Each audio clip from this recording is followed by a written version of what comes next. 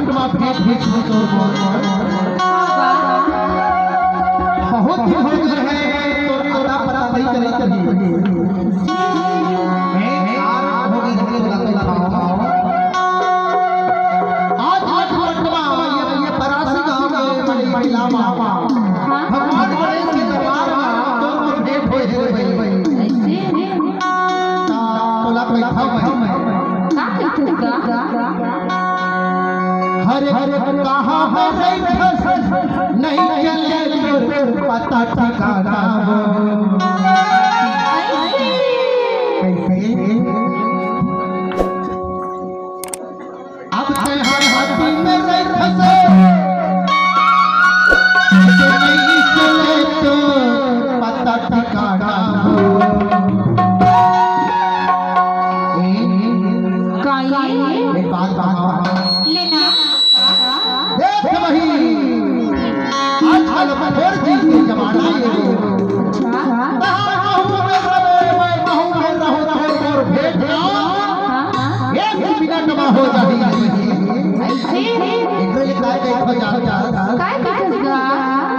अरे कदी मेरे फसल नहीं चले तोरे पता ठिकाना कदी मेरे फसल नहीं चले तोरे पता ठिकाना दर मोबाइल नंबर बोला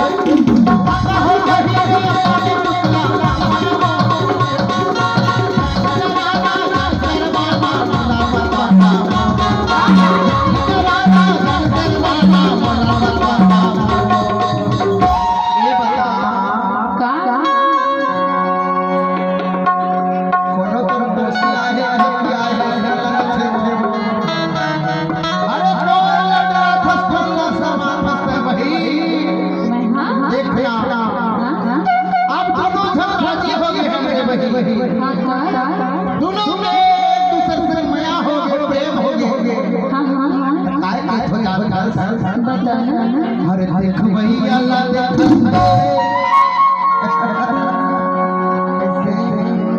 बताना और तक भैया ला ये जग्गा बैठे हैं जग्गा बैठे न बड़ा बिहार देख देख रे